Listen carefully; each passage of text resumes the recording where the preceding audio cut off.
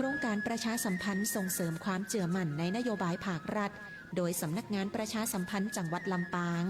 และสถานีวิทยุกระจายเสียงแห่งประเทศไทยจังหวัดลำปางเสนอรายการอปมช.อู้ข่าวดำเนินรายการโดยอาสาสมัครประชาสัมพันธ์ประจำหมู่บ้านและชุมชนจังหวัดลำปาง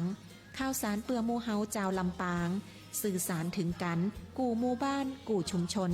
ปากกันกูวันเสาร์และวันอาทิตย์ 13 นาฬิกาถึง 14 นาฬิกา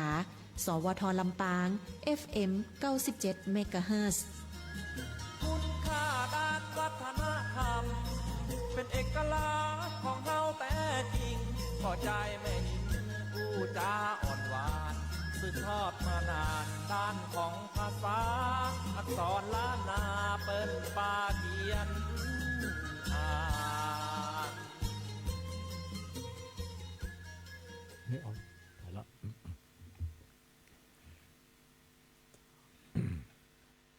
ครับสวัสดีพี่น้องชาวลำปางที่เคารพทุกท่านวันนี้ปนานเป็นวันนี้เป็นวันที่24วันติดปนานมาอู้ข่าว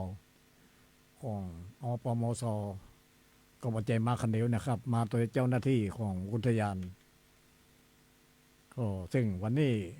คุ้มเสียงก็น้องยุ่ยการจนาที่จัดรายการเก่งๆนะฮะสัญจรปลอดภัยนั่นนะฮะก็เป็นคนที่เก่งที่สุดเป็นโค้ชเป็นอย่างเก่งแล้วก็วันนี้จะมาพบในเรื่องหลายๆอย่างนะฮะก็คืออุทยานเขลางมันพดเขามันเกิดขึ้นเมื่อ62เดี๋ยวนี้มาผ่านมาก็หลายปีละก็เรื่องพื้นภัยอย่างต่างๆเนาะดอยม่วงคำดอยพระบาทม่อนจำศีลม่อนพญาแจ้พวกนี้เป็นอุทยานทั้งนั้นเลยแต่ก่อนนี่เป็นป่าที่เขาตัดไม่ตัดอย่างมาใจเป็นเขาโล่นไปเดี๋ยวนี้ดีขึ้นมานักเยอะนะฮะอย่างดอยพระบาทนี่ก็ดีขึ้นหนาขึ้นมีสัตว์มีสิ่งมีหมูนกอย่างต่างๆอย่างหันละหาหมูป่านี่ซ้ำนักนะครับอันนี้ผมก็แจ้งให้พี่น้องได้รับทราบหลายเที่ยแล้วเนาะเอาก่อนอื่นจะอู้ต่อไปผมจะห้ำมันอย่างนี้เนาะจ้อยก็ได้เนาะคนเฮาเกิดมามันก็ต้องมีตุกมีโจรมีความสุขนะฮะมันอยู่ด้วยกันคือว่าอย่างพระพุทธเจ้าเพิ่นสอนไว้เนาะเตวตูดทั้ง4ทั้ง5เนี่ยมันอยู่ในตัวเฮานี่นะฮะเตวตูดคอยระมัดระวังเกิดแก่เจ็บตายหมดนี่เขาต้องกึดตลอดนะครับอันนี้ก็บอกปีบอกน้องเขาต่อคนแก่จังหวัดลำปางมาเตะมาแอวจังหวัดลำปางมาเตะมาแอวจังหวัดลำปางมาเตะมาแอวจังหวัดลำปางอันนี้จังหวัดลำปางเขาได้กับวัดใจธรรมดานะมีสัปปะมีวัดมีธรรมนะฮะวัดนี่เยอะนักนะวัดที่สำคัญก่อนนักวัดที่สำคัญที่สุดก็คือวัดของเจ้าคณะจังหวัดเป็นวัดดอนเตาเนาะพระเจ้าแก้วมรกตก็เกิดที่วัดดอนเตาสำคัญที่สุดเลยนะฮะอันนี้ก็ดีมากนะก็ประวัติเป็นยาวนะครับแล้วทำตีหนึ่งน้อยมองคำนี่แกเป็นประวัติมาคนคำเกิดลูกเป็นคนหมานี่เกิดลูกเป็นคนนะชื่อว่าบัวแก้วบัวตองลูกนั่นนะลูกสาวมันชื่อบัวแก้วบัวตองบัวแก้วนี่บ่ใครดีเป็นปีบัวตองนี่ดีมากรักษาแม่อินดูแม่เนาะอันนี้ตอนตีเลี้ยงลูกนั่นก็ตีบนยอดดอยนะไปฟอดหอยตีนยังอยู่หอยตีนมาตีมา3 เศร้าตีผ่า3 เศร้าพันไปฟอดหอยตีนมายังอยู่กับมากราบเอาเสียผ้าดังใดเวียงไปให้ลูกลักเอาที่คนใดเวียงเป็นอดตากไว้มันกับมากราบไปให้ลูกมัน อันนี้ประวัติประวัติปัญญาวโดยม่วงคำเนี่ยนะรบหัวแก้วบัวตองอันนี้ก็กับเขาแก่นี่ก็ได้ความจริงประวัติมันยาวเยอะนะเนาะเอาละครับก็มาบัจเจมาคันเดตีผมบอกตะกี้นะมาเป็นเจ้าหน้าที่ของอุทยานเป็นลูกน้องของหัวหน้าดวงพรอันนี้เป็นคนดีมากของหน้าดวงพรนี่นะเป็นคนภูเก็ตมาช่วยกันสร้างภัยป่าอย่างต่างๆกับมาเกิดขึ้นกันดีมานักละฮะแต่ก่อนนี่เผากันเยอะเนาะ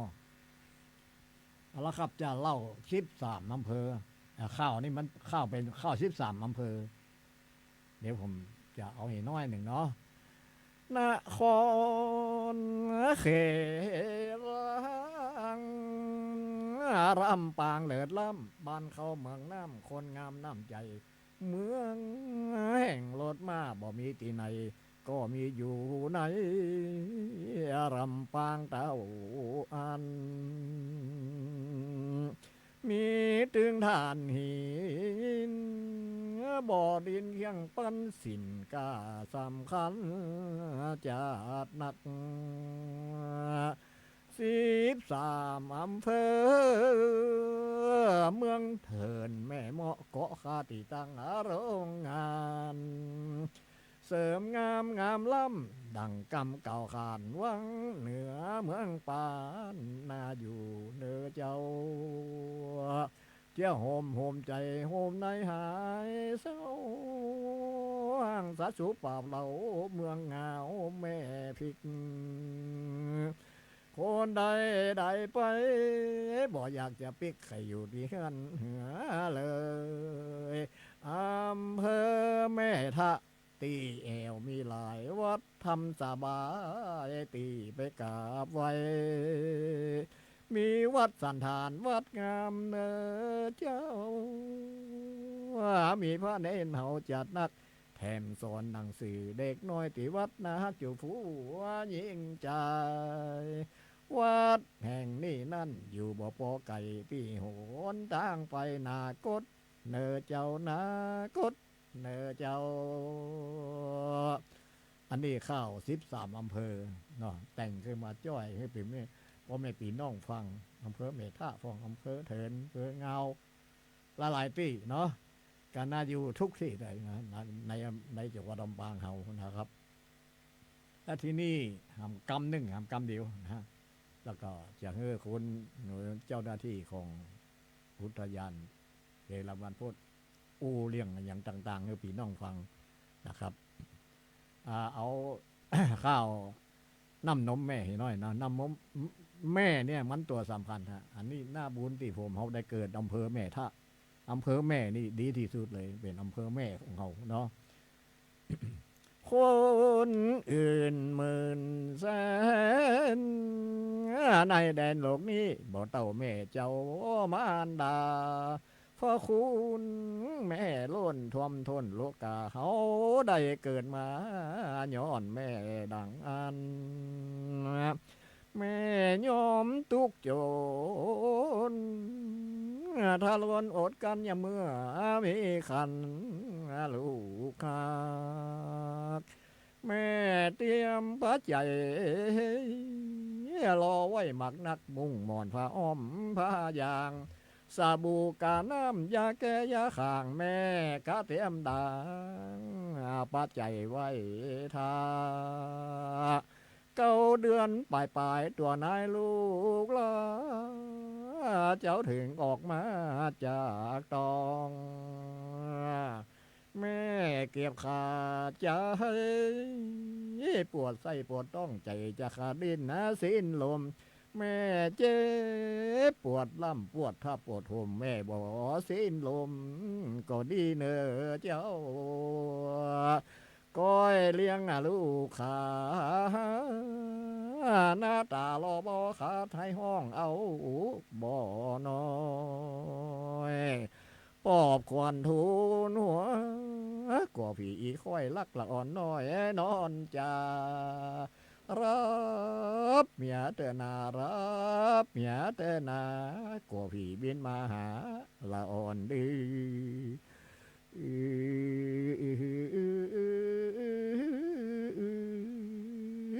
กุยอูสูดแขวนกุยจูนะสูดมืออ่อนลาแม่ฮักสายใจใหญ่กว้างกว่าฟ้าหมดแมงบอกการาวีแม่คอยจีแน่ช่วยคัดช่วยสีสิ่งตีดีดีกับลูกกับเต้าไปศึกษาวิชาเรื่องเจ้าจูนได้ดีดีชีวิตยามเหียแม่เจ็บเป็นหนาวเย็นมืดมิดกล้วยกันพอเฝ้าว่ายุกยากำว่าแม่ไทยยิ่งใหญ่นักหนาน้ำโน้มมอันดาเปรียบกาบ่ได้เต่านี้สู่กันพังก็แลนายเอาละครับอันนี้ก็ข้าวมันก็หน้าพังเป็นกำนะฮะเนาะอันนี้ก็เลี้ยงน้ำนมแม่ก็เขาเปิ่นเลี้ยงเขามาตะกอนสมัยก่อนนี่สมัยยุคหินนี่เลี้ยงน้ำนมแม่ทั้งนั้นมายุคอุตสาหกรรมก็ยังมีอยู่เดี๋ยวนี้ยุคจรวดนี่มันบ่ใครเลี้ยงละเนาะแม่ไปทำงานถึงวันก็เลยซื้อนมซื้ออย่างกินเนี่ยละอ่อนถึงวันนี่ลึกนั้นบ่ได้กินนมแม่พ่อคิดว่าจะอันเนี่ยนะกินนมงัวนมควายอย่างนี้ลึกสอนยากอันนี้ก็แต่ก่อนนี่เนี่ยยุคหีนี่กินนมแม่อย่างเดียวเอาละครับอันนี้ก็ข้าวนำนมแม่นะจำไว้ให้ดีนะแม่อุ้ยต่อไปนี่จะพบครับเจ้าหน้าที่ของอุทยานเขลางบรรพตที่เราได้เกิดมาก็ดีขึ้นมามากแล้วเนาะหัวหน้าเปิ่นวันนี้หัวหน้าเปิ่นไปอยู่เปิ่นไปกระบี่ไปเนี่ยไปอบรมเรื่องเนี่ยหลายอย่างเนาะเปิ่นก็แจ้งไปเอาละครับก็ขอพบครับคุณลูอันนี้เป็นคนแปลนะเป็นนักศึกษาที่สุดยอดเลยที่มาทำงานเนี่ยอุทยานเราเนี่ยเนาะก็ขอเชิญนะครับเจ้าสวัสดีเจ้าพ่อแม่พี่น้องเมืองลำปางทั้งหลายทุกคู่กุคนนะเจ้าน้องกับเจ้าหน้าที่อุทยานแห่งชาติเขลางบรรพตนะเจ้าวันนี้ก็จะมาอู้ในห่วงเวลาตั้งแต่มกรากุมภามีนาเมษาที่ผ่านมาเนาะเจ้าก็คือเรื่องนักที่สุดก็น่าจะเป็นไฟป่าเนาะปอเนาะเพราะว่าลำปางบ้านเฮากะยังว่าเนาะเจ้าฝุ่นควันก็อย่าเป็นไผแก่คนเฒ่าคนแก่เด็กเด็กแดงต่างๆเนาะเจ้าค่ะช่วงนี้ก็ยังแคว้นมาที่ว่ามีฝนเนาะเจ้าฝนช่วยแต่ว่าช่วงก่อนนี้ดีน้อยถึงความร่วมมือจากภาคประชารัฐและก็ภาคประชาชนเนาะเจ้า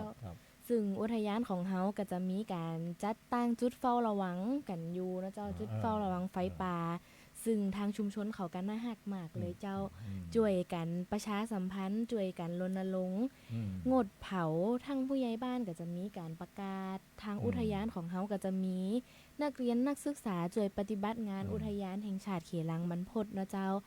ก็มีการเดินประชาสัมพันธ์บอกชาวบ้านเกี่ยวกับพิษภัยของการเผาป่าโทษของการเผาป่ามันเป็นจะได้เนี่ยเจ้าช่วงนี้ก็งดเผากันไปก่อนแต่ว่าในห้วงฤดูตีผ่านมาเดือนอาทิตย์ที่แล้วปอมันมีฝนขึ้นมาเนาะเจ้าพอมีฝนขึ้นมาเฮ็ดก็ออกอะหยังก็ออกนะเจ้าส่วนมากประชาชนก็จะเข้าไปใช้ประโยชน์เก็บหาของป่าทางเจ้าหน้าที่ก็อยากจะให้ทั้งชุมชนหรือว่าผู้ที่เข้าไปเก็บหาของป่านะเจ้าพกบัตรประจำตัวประชาชนไปด้วยนะเจ้าเพื่อว่าวันใดหลงเกิดอุบัติเหตุลื่นตกเขาห้องหรือว่าเพิ่นได้รับบาดเจ็บตรงไหนเฮาก็จะสามารถช่วยเหลือได้กันนะเจ้าตั้งนี้ตั้งอุทยานก็ขอฝากเรื่องนี้ไว้เป็นสำคัญนะเจ้าป่อเจ้าดีมากเพราะเจ้าหน้าที่ของเขลางบรรพตนี่เปิ้นสอดส่องดูแลไปเข้าป่าเข้าดอยนะเฮ็ดอย่างมันออกถึงวันนี้ไปเก็บกินได้เวลาไปหลงป่าหลงอย่างเขาจะได้ดูแลนะเอาบัตรประจำตัวไปตัวเองเนออันนี้ก็คุณหนูนี่ก็ จบมาจัดสูงนะจะมาทำงานในด้านของอุทยานเฮาก็ดีแม่พ่อดีใจมากเลยได้ได้หลานหนุ่มน้อยมาช่วยทำงานเนาะพ่อนี่มันเลยมาละ90 ปลายแล้วก็เป็นคนตีช่วยเป็นภาคประชาชนตีช่วยหัวหน้าดำเนินการมาก็เลยติดตามมาถึงคละประเดี๋ยวนี้เนาะก็ยังบ่ยังชีวิตเนี่ยเนาะ90 ปลายก็ว่า70เป็นมา6เต็มตัวอายุ90มา6เต็มตัวอายุ80ไข้หัวเหม็นให้อายุ90 ปีไข้กระต่ายบ่ไข้กระต่ายอันนี้โบราณเป็นว่าจะอั้นนะเดี๋ยวนี้ป้อ90 ปลายมันเลยไปละถ้าจะบ่ตายละ ว่าคือตัวเก่าเอาละครับอันนี้ก็ดีมากเนาะที่วันนี้ได้มาพบปะกับพี่น้องชาวลำปางเขตลางบรรพตก็มันจะเกิดขึ้นที่มันได้เกิดขึ้นนี่ก็ย้อนประชาชนของชาวลำปางช่วยกันเนาะและอย่างป่าเนี่ยอุทยานของเขาเนี่ยมันมีนกสปะละนาดีบนี้นกที่เขาบอกเคยหันก็หันอย่างหมูป่าโดยพระบาทนี่ไปฟอได้หมูป่าตัวกันเป็นหมูเลยนะแต่ก่อนนี่ไปมีอย่างไปหากินเฮ็ดกินห่านในบาคาได้ละทีนี้ไปได้นะมีเฮ็ดมีอย่างออกนะครับมีหมูป่าอย่างกาเจ้าลำปางเขาก็คงจะดีใจเนาะต่างผู้ว่าเพื่อนกันเล่นนักตั้งไฟป่าเดี๋ยวนี้มันป่นมาแล้วฝนจ้อยเนาะ อันนี้ก็ทางผู้ว่าของเขาเป็นการเน้นนักไปตั้งผู้ใหญ่บ้านกำนันช่วยกันบอกว่าป้าที่ไหนอะนะช่วยกันอย่าให้ไปเผาป่าเผาดอยนะอันนี้ก็ตั้งเถินอำเภอเถินก็เหมือนกันกันจะไปเผาป่าเนาะมันบดีเพราะมันเป็นหมอกควันที่ไล่แรงเหมือนกันหมอกควันนี่เวลาไปกระทบกระทั่งคนเท่ากับลำบากหาใจพืชแม่ยิงก็เป็นการแม่มานนะกระทบลูกน้อยในคันของอย่างพวกอันนี้ก็เปิ้นห้ามการดีไว้เนอะอันนี้เลี้ยงไฟป่าเนาะเลี้ยงไฟป่าเนาะหมอกควันมีไหนอย่าเกิดได้ช่วยกันนะดับไฟเตอน้องเฝ้าป่าไฟโซนวนเวียนติดต้องท่องถิ่นบ้านนารานนาลำปังเขตค่ายเฮาปรารถนาอย่าไผยาไผป่าเกิดขึ้นสิ่งแวดล้อมช่วยกันเตะตื้นเผาป่าดงดอยเขตพื้น13 อำเภอช่วยกันฟีกพื้นเสนอกาวต้านเผาไฟท้องถิ่นเฮานี่อย่าเอาใจไก่ยังสุมไฟในแต่ละบ้านเพราะว่ามันเป็นหมอกควันคุ้มบ้านเกิดโรคไฟหยาพัมพอมเป็นภัยพิบัติสูดดมเขาต้องกระทบลูกน้อยในคันผู้สูงอายุก็ซ้ำเหมือนกันเป็นโรคความดันปอดลมผอมเสียงสูนภัยพิบัติต้านเนื้อหมดเสียงเฝ้าพื้นเผาไฟหื้อยางปัญหาหมอกควันเกิดขึ้นของข้างอย่างให้เป็นไกลเนื้อนายพอกบุญลาพีมันเกิดมากลายมันไหลละลายกับน้ำฝนเข้าเต่านี้เต่าอีก่อนเลยอันนี้ก็ข้าวเลี้ยงหมอกควันปนานแต่งขึ้นกับเพียมาจ้อยเอาน้ำใจของคนเท่าอยู่ปื้นตะล่างปื้นบ้านปื้นยันเนาะก็บอกคือลูกคือหลานเผากลับบ้านกันเหมือนกันนะเผาเล็กๆน้อยๆแบบเป็นอย่างนะฮะผมไปอบรมที่ละปูนใบบ้านอุโมงค์ไปอบรมที่บ้านอุโมงค์ละปูน อันนั้นเป็นช่วยกันแต่ๆเลยหันคนไทยขึ้นไหนนี่แม่บ้านเขาช่วยกันไปเลยไปช่วยกันไปดับอันนี้จือบ้านอุโมงค์ที่ละปูนนะฮะตั้งบ้านเขากะช่วยกันมันเป็นพื้นเป็นไฟร้อนไล่นะร้อนไล่ถ้ามันเกิดขึ้นแล้วมันถึงซิบหายไว้วอดวดนะฮะอันนี้ก็ขอบอกเก่าเราซิบคือปีน้องจะลำปางเขาเนาะเอาละครับเรื่องหมอกควันก็จบไปละเราจบไปมันยังเรื่องมันยังเยอะต่อไปก็เป็นหน้าที่ของคุณดูหมกรรมด้วยเนาะช่วยกันประสานงานอุทยานของเขาเช่นนะครับเจ้าการในช่วงนี้ทางอุทยานของเฮาเนาะเจ้าเปิ่นกะเวลาคนเข้าไปหาของปลาเนาะเจ้าเปิ่นก็จะมีจุดลงทะเบียนเนาะเจ้าตั้งจุดบริการนักท่องเที่ยวม่อนพญาแจกะไปลงทะเบียนที่จุดบริการนักท่องเที่ยวม่อนพญาแจได้เจ้าตีบ่อนพญาแจเจ้าตีม่อนได้เจ้าแล้วก็สำหรับใครที่ว่าช่วงฤดูหน้าฝนเนาะเจ้าเปิ่นอยากจะกางเต้นพอวิวตอนหลังฝนตกก็สามารถไปกางเต้นที่จุดบริการนักท่องเที่ยวม่อนพญาแจได้เจ้าตรงนั้นก็จะมีศาลาชมวิวเจ้าร้านกางเต้นนะเจ้าแล้วก็จะมีร้านค้าสวัสดิการให้บริการเจ้าดีมากดีมากและทางของส่วนลูกกระชาติบาบาของเฮาเนาะเจ้าก็จะมีบริการปั๊มลายเซ็นมีลายเซ็นพาสปอร์ตตีหวานักท่องเที่ยวมาก็จะมีลายเซ็นงามๆจากปีๆน้องๆเจ้าเจ้าหน้าที่คือเซ็นอยู่นะเจ้าแล้วก็ทั้งช่วงฝนตกนะเจ้าช่วงตังกิวพระเจ้าเนี่ยเจ้าของเฮาศาลเจ้าป่อลงด้อยนะเจ้ากะเก่งกว่าอุบัติเหตุมากกว่านะเจ้าเพราะว่าทางนั้นก็จะถนนลื่นนิดหน่อยเจ้าก็อยากจะฝากประชาสัมพันธ์ในเรื่องนี้ตัวนะเจ้าเวลาการขับขี่รถเวลาจะขึ้นดอยขึ้นหยังเนี่ยเจ้าถนนแถวนั้นมันมื่นนะเจ้าก็จะเกิดอุบัติเหตุง่ายเจ้าจะได้ฝากปีๆน้องๆดูแลตัวเองหลังหน้าฝนตัวนะเจ้าเวลาฝนมันตกใหม่เจ้าดีมากคุณหนูมาแนะนำให้โมดีอยากขึ้นดอยพระบาทก็ดีขึ้นดอยม่อนพญาแจ้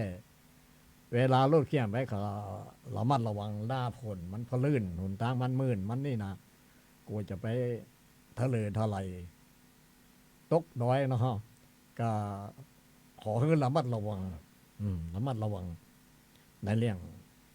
ไปหากินในป่านะเป็นปัจจัยว่าอย่างไปได้ไปซ่อเฮ็ดซ่อหานไปได้แต่ว่าให้ระมัดระวังเอารถไปนี่ก็ระมัดระวังจะไปทะเลพะล่ามื่นตกดอยกันยุ่งเลยนะอันนี้ก็ทางอุทยานเขาก็ขอเตียนไว้นอนอย่างคุณดูเป็นเตียนไว้มาก็ดีมากๆเลยนะฮะอันนี้ก็เวลาเขาก็ยังนักอยู่น้อยเนาะ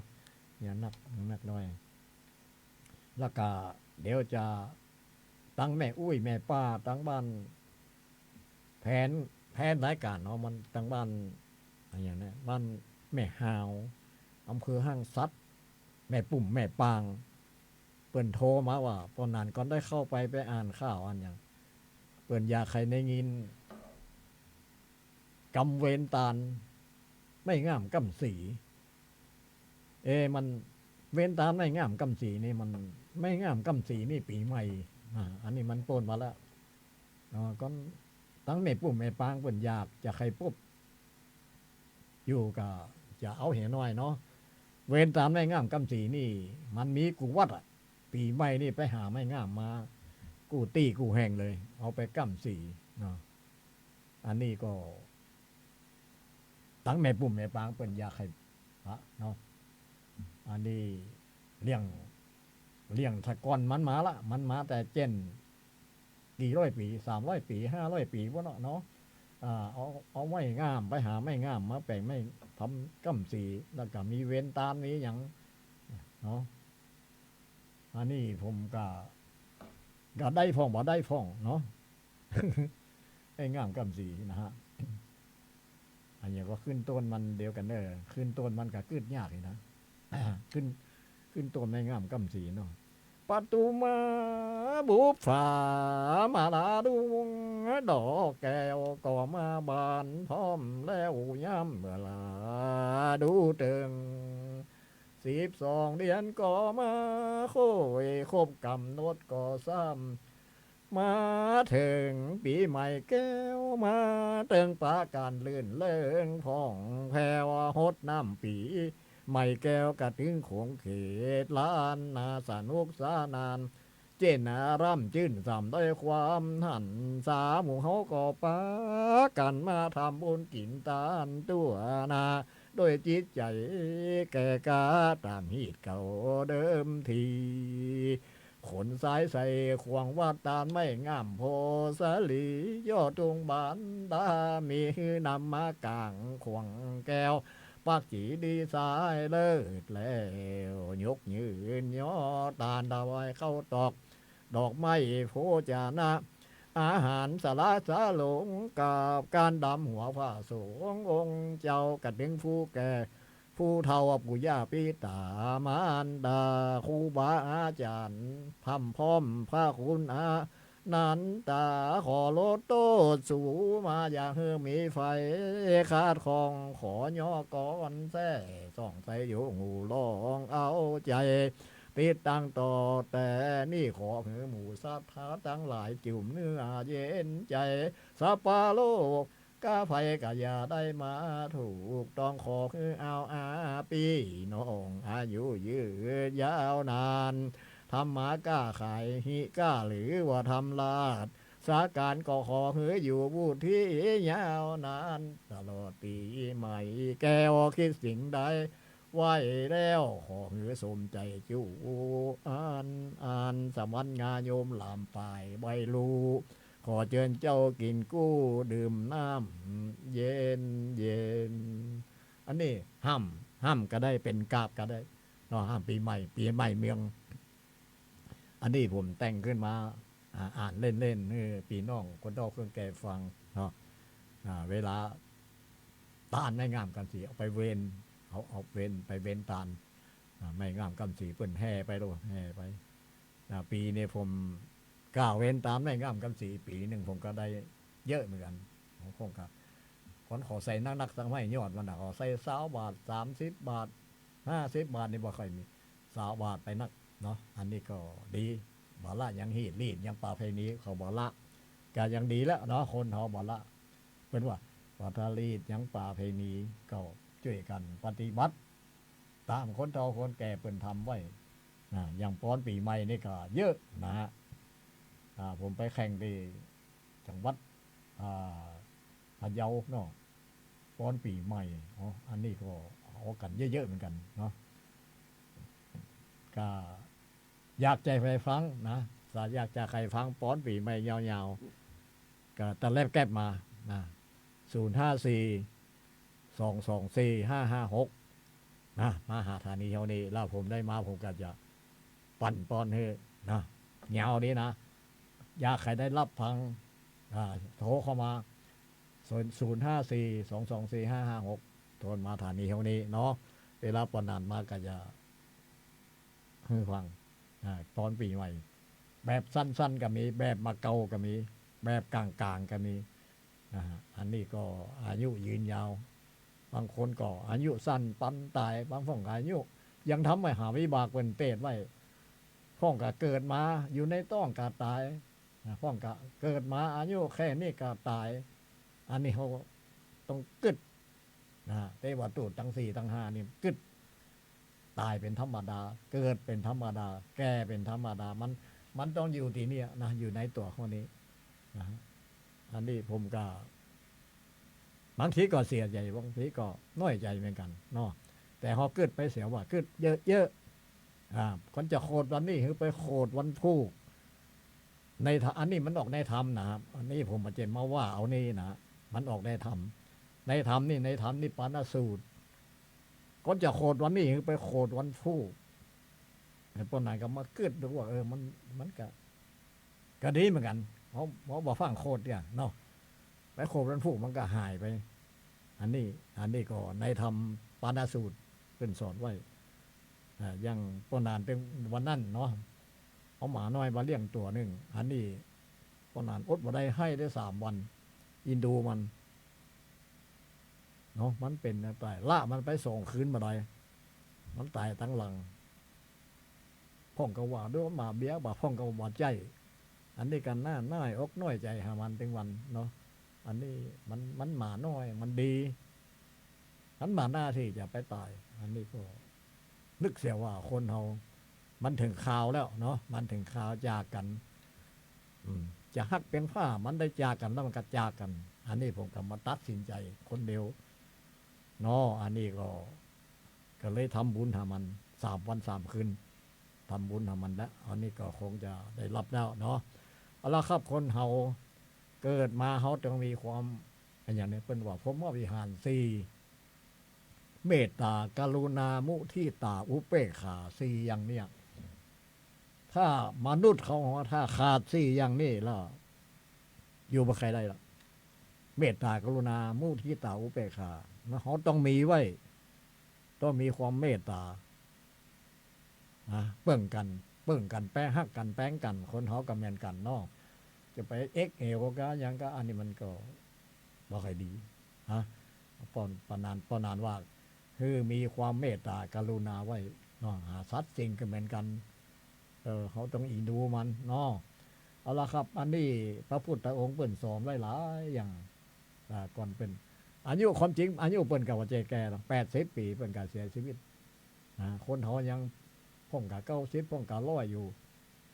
อย่างพระพุทธองค์เขานี่อายุเปิ่น80 ปีเปิ่นตานเผียวลูกตานเผียวเมียตานซับปะตานเผียวจ้างเพียกน้อยจานเผียนจ้างอันนี้ก็วันนั้นก็คิดว่าคนเฮาก็ลองกึดเอาเถอะเนาะแม่อุ้ยแม่ป้าศีล5เขาจะไปละเนาะศีล5คนได้บ่มีศีล5นี่ก็อิดน้อยเด้อช่วยกันเนาะช่วยกันบ้านเฮาจะเจริญถ้าคนได้บ่มีศีลบ่มีธรรมมันก็เจริญยากบ้านเฮาเจริญยากนะฮะคนได้มีศีลมีธรรมตีเนี่ยตีตัวนักเข้ากุคนเนี่ยปนนั้นคิดว่าจะเจริญขึ้นใบอิสาลิษยาภัยต้องวางเสยอิสาลิษยากันนี่มันยุ่งนะมันบ่ใครดีเนาะอันนี้ปนนั้นก็คือพี่น้องได้รับฟังมาเจสอนนะฮะก็เคยเป็นนักเทศมาเนาะแต่ก่อนเป็นตู้เจ้านี่เป็นเนนผมเป็นเนนได้7 ภาษา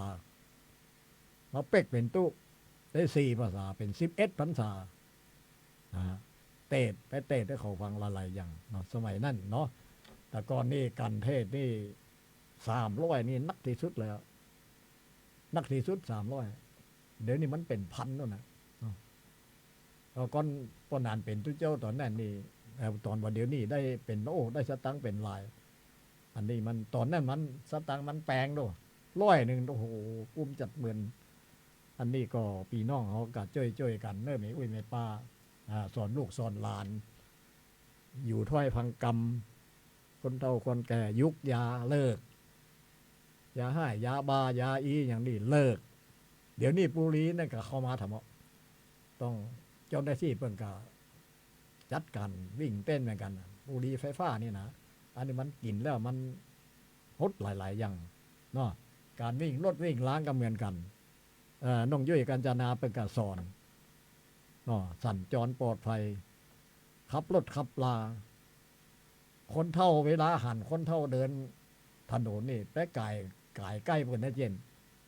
มันไก่ใกล้ลำไปนะยังผมถึงวันนี้นะพ่องไก่ใกล้แม่คือหิมสะเรื่องนะ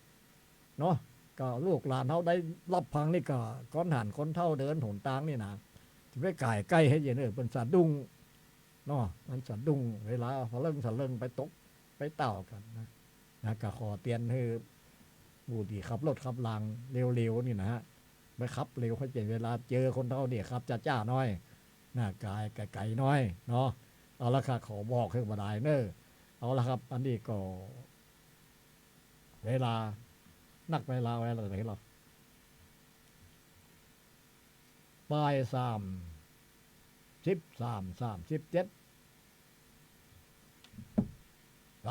เหรียญทำได้หนึ่งเอาคุณดูเพิ่มทำได้เนาะเอาได้เจ้าเอาเลยเจ้าน้องกะเจ้าหน้าที่อุทยานแห่งชาติเขตหลังวันพ้นเจ้าก็ขอขอบคุณเนาะเจ้าในห่วงเวลาติว่าตึงอสตึงเจ้าหน้าที่ดับไฟเขตล้างผ้าบาตึงเจ้าหน้าที่ทุกหน่วยงานเนาะเจ้า ตึงไปภาคประชาชนแล้วก็ภาครัฐตีตั้งผู้ว่าราชการจังหวัดหรือจะได้ก็ตามเนาะเจ้าก็ขอขอบคุณทุกท่านตีให้ความร่วมมือช่วยเหลือหมู่เฮาอย่างเต็มที่เนาะเจ้า เช่นว่าหมู่เฮามีเดือดร้อนตั้งไหนตั้งอื่นตั้งไกหมู่ท่านทั้งภาคประชาชนทั้งผู้ว่าราชการจังหวัดทั้งไขๆก็ตามเนาะเจ้าเปิ้นก็จะรีบเข้ามาช่วยระดมช่วยดับไฟป่าจนถึงลำปางเฮาทุกวันนี้ก็สดใสขึ้นมาเนาะเจ้าแจ่มใสขึ้นมาได้ก็ย้อนความร่วมมือของทุกฮู้ทุกคนนะเจ้าแล้วก็อยากจะฝากพ่อแม่พี่น้องที่ว่ามีลูกเล็กเด็กแดงเนาะเจ้ามีคนเฒ่าคนแก่ที่อยู่บ้านเนาะเจ้าถ้าเป็นไปได้ถ้างดเผาใกล้เปิ้นก็อยากจะให้งดเนาะเจ้าเพราะว่าส่วนมากจะเป็นปัญหาของฝุ่น PM 2.5นะเจ้าปอมันจะ เนาะที่ฝุ่น นั่นนะเจ้าส่งผลกระทบต่อปอดของเปิ่นผ่องเนาะเจ้าช่วงนี้ก็จะเป็นไอเป็นปอดเลือรังม้าเจ้าแล้วก็บ่อยากจะเฮ้อเด็กๆหรือว่าน้องๆตียังเล็กยังน้อยเนาะเจ้าเปิ่นตากฝนตัวเพราะว่าฝนมันก็พร้อมมากับฝุ่นเนาะปอเนาะยังพื้นไข้มันก็สามารถเป็นไปได้ทั้งหมดเนาะเจ้าลมพิษลมเมื่อยนะเจ้าก็อยากจะให้ทุกคนระวังตัวพองเนาะเจ้าสัตว์กัดต่อยแมงปองงูอะไรอย่างแบบเนี้ยเจ้าก็อยากจะให้เป็นห่วงในเรื่องนี้เนาะเปิ่นมากับน้ำกับลมเนาะเจ้าและส่วนถ้าทันใดเนาะเจ้าที่เข้าป่าเนาะเจอสัตว์เจองูอะไรอย่างอย่าไปดิเนี่ยมันเนาะเจ้าเพราะว่าก็อยากจะให้เปิ่นอนุรักษ์ไว้ให้มันป่าอุดมสมบูรณ์เนาะเจ้าแล้วก็ถ้าทันใดเจอสัตว์เจ็บเจอสัตว์ป่วยหรือว่ายังเม่นยังอะหยังถ้าบ่มีติปล่อยก็สามารถมาปล่อยในพื้นที่อุทยานของเฮาได้เนาะเจ้าเจ้าจะได้ช่วยอนุรักษ์กันแล้วก็ทันใดที่ว่าบ้านปลูกก็มงก็ไม่แล้วเป็นก้าไม้เนาะเจ้าเช่นมีลิ้นจีเป็นก้าลิ้นจีแล้วเปิ้นบ่มีติปลูกก็สามารถมาฝากปลูกที่ศูนย์เพาะชำของสวนลูกกระชาติพระบาทของเฮาได้เนาะเจ้าตรงนั้นก็อย่าเป็นตีเพาะพันธุ์เมล็ดพืชได้สามารถรับฝากตีไขบ้านไหนที่ว่าเปิ้นมีก็ไม่หนักเนาะเจ้าแล้วเปิ้นบ่มีพื้นที่ที่จะปลูกสามารถเอามาฝากปลูกตีสวนลูกได้นะเจ้าแล้วก็พอมันใหญ่มาเปิ้นเอากลับมาแกะได้เจ้าเอาไปปลูกที่บ้านได้เนาะเจ้าเจ้าขอบคุณนะเจ้าอันนี้ก็คุณดูเปิ้นก็ดีอย่างอุทยานนี่กำหอขึ้นไปตรงนี้มันอยู่ทางซ้ายมือลูกจังหวัดเขาไป500 เมตร4 กิโล5 กิโลลูกตัวจังหวัดไป500 เมตรมันอยู่ทางซ้ายอันนั้นมีอันอย่างต่างๆอยู่หั่นหมดไปขอบ่ได้อย่างใครได้ก็ไม่อย่างกะไปขอด้วยเนาะอย่างนี้อย่างปนนั้นคิดว่าก้นต้นไม้มันนมงัวเนี่ยมันมีผมไปดูนะยาไขเอามาปลูกต้นมันนมงัวแต่ก็มันเป็นปุกหน่วยมันนะเดี๋ยวนี้บ่หันที่ไหนได้วะเดี๋ยวนี้ปนนั้นคิดว่าจะโซ่แต่วันนั้นไปอำเภอเถินไปโซ่ทามเบี้ยนเดียวกันอยู่หั่นทว่าคนเจอก้ามันนมงัวเนี่ยบอกให้พวกเด้อเดี๋ยวรถหัวหน้าไปใส่มาปลูกที่อุทยานเฮาก็มันนมงัวโอ้หลายอย่างที่มันขาดไปนะนมเนยนมหมูนมแมวอันนี้มันเข้ายาด้วยนะนมหนูนมแมวก็มันนมแมวก็มันนมงัวนี่เขามาแจกนะมันกินหน่วยมันสุกเนาะอันนี้อุทยานเนาะยังมาใครพร้อมดีมันยังขาดเนี่ยนมหนูนมแมวอย่างหมูเนี่ยมาใครมีเดียวเดี๋ยวนี้อันยังพยายามมีอย่างมาปลูกได้จากจังหวัดไปอยู่500 เมตรประตูก็อยู่หั่นเนาะใครอยากกินกาแฟไปได้เลยเจ้าหน้าที่เขาอยู่หั่นเนาะรับตอมไปตีหรือว่าอ่านกับไปตีม่อนพญาแจไปตีม่อนพญาแจก็ได้วัดนี้ดังนะวัดม่อนพญาแจเพิ่นโอ้เพิ่นดังเนาะในจังหวัดลำปางเขานี่นะไปดูเด้อร่มเล่นนี่เวลาหน้าร้อนนี่ร่มเย็นดีนักเลยเดี๋ยวนี้หน้าฝนนี่โอ้โหสบายเลยเฮ็ดห่านอย่างก็ออกเฮ็ดไข่ลานไข่เหลียงออกนะเฮ็ดทอบบีมีอยู่เจ้าตังเฮ็ดทอบกันยังมีอยู่นะฮะอันนี้ก็เวลาน้องยุ้ยเพิ่นผู้ก็ อภาพน้องยุ้ยตัวเองสักน้อยนะเพราะว่าน้องยุ้ยนี่เป็นโบหารเป็นดีแต่หมูนี่มันโบหารมาใครเกินไป เอาละครับ อันนี้ก็เวลาอปมสอู้ข่าวก็จะหมดละเรีย42ปีเรียธรรมนักละกายาคุณหนูที่เป็นเจ้าหน้าที่ของอุทยานนี่อู้กันทำสัก10 นาทีก็ได้นะเชิญเลย เจ้าได้เจ้ากระทางอุทยานเฮาแล้วเจ้าช่วงนี้ก็สามารถไปรวมทำบุญคือเจ้าหน้าที่พิทักษ์ป่าเฮาช่วยแบบว่าคือเปิ่นได้มีกำลังใจในการทำงานกับไปแอลย่ำกันได้นะเจ้าซึ่งอุทยานของเฮานะเจ้าทั้งจุดบริการนักท่องเที่ยวม่อนพญาแจแล้วก็สวนลูกกระชาดพระบาทนะเจ้าเปิดเข้าฟรีนะเจ้าช่วงนี้บ่ทั้งตลอดช่วงนะเจ้าบ่มีค่ะบ่เก็บตังค์เข้านะเจ้าสามารถแบบว่าแบกเป้ไปกางเต้นท่านก็ได้เจ้าหรือว่าจะแวะไปแอลหาเจ้าหน้าที่ก็ได้เจ้าที่ปุ่นก็จะมีลานชมวิวนะเจ้าซึ่งมองเห็นทั้งตัวเมืองลำปางเลยเนาะเจ้าบรรยากาศดีแต่เจ้าแล้วก็เข้าฟรีทั้งอุทยานเฮาก็ขอความร่วมมือเนาะเจ้าบ่ขอให้น้ำหมาน้อยไปปล่อยเนาะเจ้าเพราะว่า ส่วนนั้นก็เปิ่นลักเอาไปปล่อยหนักอยู่เหมือนกันเจ้าก็เลยขอความร่วมมือไปดีเอาหมาไปปล่อย มันจะได้กินเขาแบบว่าปล่อยมันจะได้กิน นั่น เหรอ น่ะเจ้าก็ส่วนมากก็จะมีหมู่แม่ๆเนาะเจ้าที่ว่าเปิ่นฮือกับข้าวเปิ่นก็จะมาวางไว้ส่วนมากมันก็จะหกหูหกตาหน้าอุทยานเนาะเจ้ามันดูบ่งามเนาะเจ้าพอดีก็ตึงสวนลูกก็ตึงม่อนพญาแจกเปิ่นก็ลักเอาหมาน้อยมาปล่อยกันนะเจ้าถึงขอความร่วมมือปอๆแม่ๆนะเจ้างดเอาหมาน้อยมาปล่อยผ่องนะเจ้าแล้วก็งดเรื่องอาหารสัตว์ในบริเวณพื้นที่อุทยานเตือนนะเจ้าเจ้าแล้วก็อุทยานเฮาก็มีแหล่งท่องเที่ยวนักอยู่เจ้าในช่วงนี้ก็ยังบ่เปิดเนาะเจ้าเพราะว่าก็กลัวหน้าฝนเป็นอันตรายต่อนักท่องเที่ยวแต่ว่าถ้านักท่องเที่ยวท่านใดสามารถที่อยากจะไปกางเต้นชมวิวต่างๆในช่วงนี้ทางอุทยานของเฮานะเจ้าจะแนะนำไปตรงตีจุดบริการนักท่องเที่ยวม่อนพญาแจเจ้าก็คือไปลงทะเบียนตรงหน้าจุดบริการเข้าพักฟรีเจ้ากางเต้นฟรีทุกอย่างฟรีหมดเลยเจ้า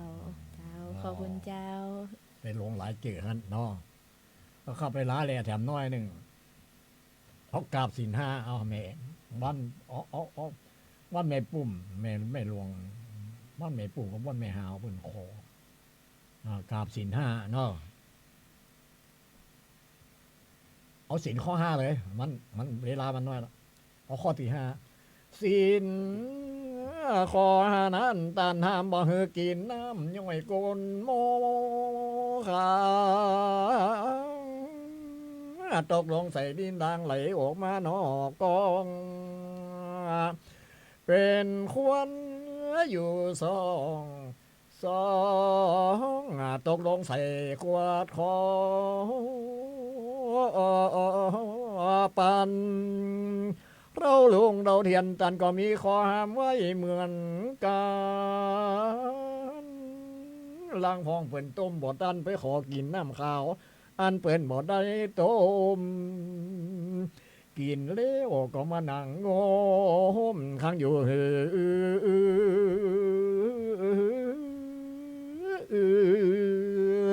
ตาแดงเมียนตาผีซื้อนั่งกลมพอตีนพอมือบ่ลูบ้านเนี่ยบ้านไตเราแป้งนี้ก็มีชื่อว่าแป้งแม่มือจังแถมแป้งหนึ่งนันบุบเพียปากจ้อนขลึงตึงตังหอมยันห่อเฮียนลูกปังลูกเมียจังอยู่จนบ่ได้เราแป้งนี้ก็มีชื่อว่าแป้งเตห่อเตเฮือนแถมแป้งหนึ่งนั้นบอดีเหลียเกินกินแล้วก็มอเพลินแอวขึ้นเหนียล่องไตเล่าแป้งนี้ก็มีชื่อว่าแป้งซ้อหาสัน มุยเป็นค้นเป็นไม้ให้หุยหุยเป็นซอกเขาลูกกุยวันผูกเหงาเหมือนอย่างแห้งเท่าบ่ท่ากว่ามันจะลูกเจ้าพอหลอนเลิกโรงเรียนรุกมาแล้วจะสอการยังบ่เป็นสอตีกินแต่ของเย็นๆมาเป้าหนูกับน้ำอ้อยเมียมันก็มาจมอยู่คอยว่าตายเป็นข้าเสียบอดีกาจับลางของนั้นเปิ้นจวนไปวัดมันจวนไปตายทำหาจิ้นสันขันหนาแหละขัวไหนโตมยิ่งเท่า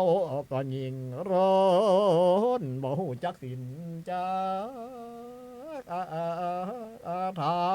ำก่อนแลเดอันนี้กาบแป้งคือมันว่าจะมันใจว่าคือไฟนะแป้งเอามาว่าคือคนทั้งหลายฟังว่าศีลธรรมมันเป็นจะได้ศีลข้อ4ศีลข้อ5มันเป็นจะได้เนาะกินเหล้าสุรากินนักกว่าดีกินน้อยกินน้อยๆเอาเป็นยาเพราะว่ากินน้อยๆเป็นยากินนักมันเป็นขนเหงาไปเนาะอันนี้กาบศีลข้อที่5เนาะไม่จะเอาถึง4-5 ข้อน่ะมันเวลามันน้อยก็ละพอละครับวันนี้หปมสอูข่าววันนี้ปนายกับมากับเจ้าหน้าที่ของอุทยานเขตรางมันเพราะเป็นลูกน้องของเป็นของหัวหน้าดงพรเป็นหัวหน้าดงพรเป็นมาอยู่วันนี้เป็นไปกระบี่เนาะเป็นคนที่ใจดีนะหัวหน้าดงพรนี่นะเป็นใจมีผัวแล้วเป็นคนงามเหมือนกันนะเป็นคนภูเก็ตก็ตัวกันมาหลายที่ไปแผ่อุทยานบุญในกรุงเทพนะไปอบรมด้วยกันที่อุทยานกรุงเทพไปแผ่ที่ปุ้นจังไงขึ้นไปดอยขึ้นไปปุ้นไปแผ่อันอย่างว่าแมงคอยาวกะเหลี่ยงคอยาวบ้านกะเหลี่ยงคอยาวนี่โอ้โหขึ้นไปเถอะม่วนกันนะอันนี้ก็ดีมากเลยงามตัวเขาว่ากะเหลี่ยงมันบางงามเป็นว่ากะเหลี่ยงคอยาวเนี่ยนะงามก็เลยนะเป็นว่าบ้ามันลดลงบ่ได้มันยาวแต่เนาะอันนี้ก็ไปพัฒนามาด้วยกันเยอะเนาะไปถึงจะโฮมก็ไปพัฒนาไปอบรมกันดีศาลาปเรียนไปอบรมกันเรื่องป่าไม้เขตนี่ก็โอ้ตัวกันไปตีแม่เมาะก็ไปอบรมตีห้องศาลาตีก็ไปอบรมตีเรื่องป่าไม้เรื่องอย่างต่างๆเนาะอันนี้ก็เป็นผลสำเร็จมาได้จากวันลำปางเขาอย่างคุณหนูวัตกี้นะไทยจะไปแอลอุทยานเจิญได้เลยเอาบัตรประจำตัวไปเนอะจะกินกาแฟจะไปฟักกลางเต้นไปฟักกันได้ถ้าง่อมอกง่อมใจนะกับไปฟักตีม่อนพญาแจ้เฮาเนอะใครไปแอลก็ไปได้เนอะเอาละครับอันนี้สุดท้ายแล้วเนาะก็ขอบพระคุณต่อน้องยุ้ยเปิดมาคุมเสียงให้วันนี้นะฮะก็เป็นวันที่24เป็นวันที่24พฤษภาจะเสียงเดือนละอันนี้ก็ขออวยพรให้พี่น้องจะลำปางผู้เฒ่าผู้แก่พ่อแม่พี่น้องคณะเจ้าหน้าที่ทุกท่านเนี่ยอยู่ดีมีสุขอายุมันยืนยาวเนาะก็ขอให้มีอายุนะพันหน้าสุขะฟาละอายุก็ขอให้มีอายุยืนยาววันหน้าก็ขอให้มีผิวฟันวันหน้าฟุตฟองส่องใส่ยองใหญ่งามสุขะก็ขอมีความสุขเยอะๆฟาละก็ขอให้มีฟาละที่มีฟาละกำลังเยอะๆเนาะต่อสู้กับบ้านเมืองเขานะบ้านเมืองเขามันก็ทุกวันนี้ก็ดีขึ้นเนาะเอาละครับอันนี้ก็ขอขอบคุณหวังก็มีโดยประการซานี่ก็ขอให้เจ้าลำปางของอายุยืนเหมือนกันทุกท่านทุกคนสวัสดีครับสวัสดี มู่เฮากำลังฟังรายการอปมชอู้ข่าวสวทลำปาง FM 97 MHz ดำเนินรายการโดยอาสาสมัครประชาสัมพันธ์ประจำหมู่บ้านและชุมชนจังหวัดลำปางข่าวสารเปื้อหมู่เฮาเจ้าลำปางสื่อสารถึงกันกู้หมู่บ้านกู้ชุมชนเจ้า